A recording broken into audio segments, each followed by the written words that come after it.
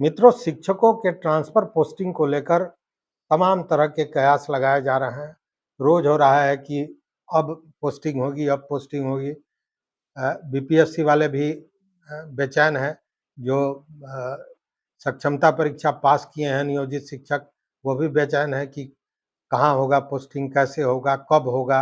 ये सारी चीज़ें चल रही हैं, लेकिन इतना तो तय है कि यह पोस्टिंग जुलाई 15 तक नहीं होने जा रहा है, या यूं कहे कि जुलाई माह के अगर होना भी होगा तो अंत में होगा।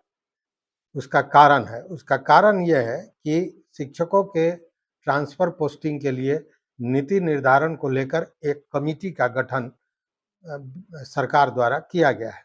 और ये 4 सदस्यीय कमिटी जो बनाई गई है, उसके अध्यक्ष शिक्षा सचिव बैद्यनाथ यादव को बनाया गया है। इसमें 4 सदस्य होंगे और इन 4 सदस्यों में बिहार शिक्षा परियोजना परिषद के जो राज्य परियोजना निदेशक हैं वो होंगे, वहीं माध्यमिक शिक्षा निदेशक होंगे और प्राथमिक शिक्षा निदेशक भी इसके सदस्य होंगे। तो ये 4 सदस्यीय कमिटी है और इस कमिटी को ये निर्णय लेना है कि स्थानांतरण और पदस्थापना के लिए किस तरह की नीति अपनाई जाए। मतलब नीति निर्धारण करना ही इनका काम है। और देखिए, ये जो कमेटी है, यह बिहार शिक्षा सेवा के कैडर का पुनर्गठन करने के लिए जो नीतियां अपनाई जाएंगी, इसी का निर्धारण करना है और इसी को तय करना है इनको। और इसी को लेकर मंगलवार को अधिसूचना भी जारी कर दी गई है। जो शिक्षा विभाग के निदेशक प्रशासन है सुबोध कुमार, उन्होंने इसकी अधिसूचना मंगलवार को, मतलब कल, इसकी जारी की। अब इस अधिसूचना के अनुसार जो कमिटी है, इसको नीति निर्धारण ट्रांसफर पोस्टिंग के लिए तो करना ही है। मतलब कि बिहार शिक्षा सेवा के कैडर का पुनर्गठन करने के लिए जो नीतियां अपनाई जानी है, इसको तय तो करना ही है। साथ ही अनुकंपा के आधार पर जो नियुक्तियां होती हैं उसको लेकर, और जो अवकाश तालिका बनानी है, क्योंकि आपको याद होगा अवकाश को लेकर कितना विवाद पिछले दिनों चला था। जब के पाठक थे, उन्होंने कई छुट्टियों को हटा दिया था और तमाम तरह की बातें, सब पुरानी बात है और सब आप जानते हैं।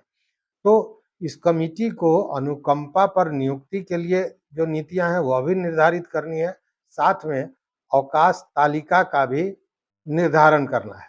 मतलब कि ये सारी जिम्मेवारियां इस कमेटी की होंगी।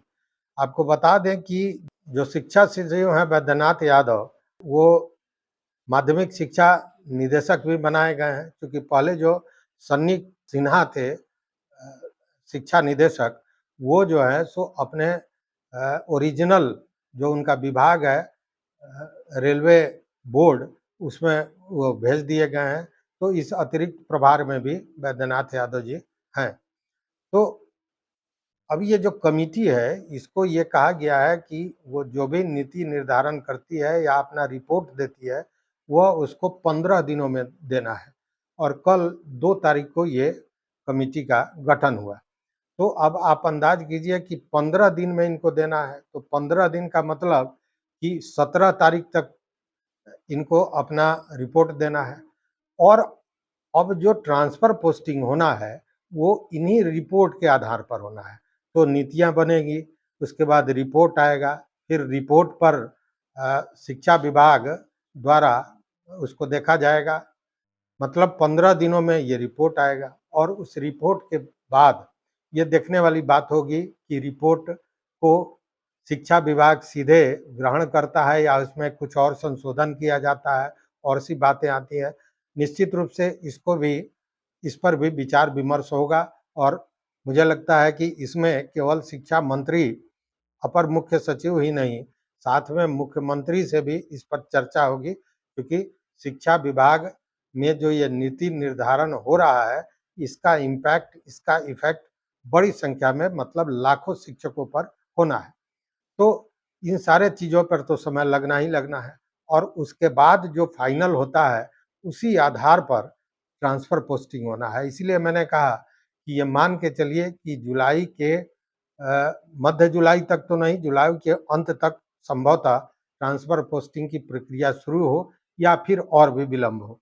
लेकिन इतना तो तय है कि 17 तारीख के पहले इस पर कोई विचार विमर्श नहीं होने जा रहा है, मतलब ट्रांसफर पोस्टिंग पर। तो अब देखने वाली बात है, चूँकि तरह-तरह की बातें आ रही हैं कि बीपीएससी वाले जो कम्पीट किए हैं उनको प्रोबेशन तक वहीं रहना होगा, उसके बाद उनकी पोस्टिंग होगी। फिर इधर नियोजित शिक्षकों का मामला है जिन्होंने सक्षमता परीक्षा पास की है, कि कहाँ होगा, कैसे होगा, प्रखंड वही होगा, जिला वही होगा। ये तमाम तरह के बहुत से प्रश्न हैं, सारे प्रश्नों को आप जानते हैं, उसको दोहराने की ज़रूरत नहीं है। लेकिन ये सारी चीज़ें तय होनी है अब, जो ये कमिटी अपना रिपोर्ट देगा उसके आधार पर। इसलिए ये मान के चलिए कि अभी अगर आप परेशान हैं ट्रांसफ़र पोस्टिंग के लिए तो निश्चिंत हो जाएँ, अगले 1 पखवाड़े तक इस पर कुछ भी नहीं होने जा रहा है। तो इस वीडियो में बस इतना ही, देखते रहिए मत अभिमत।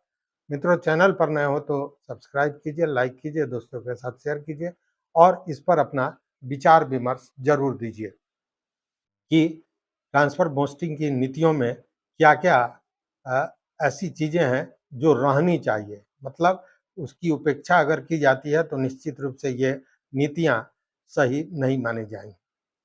तो इस वीडियो में बस इतना ही। बहुत-बहुत धन्यवाद। बहुत-बहुत धन्यवाद।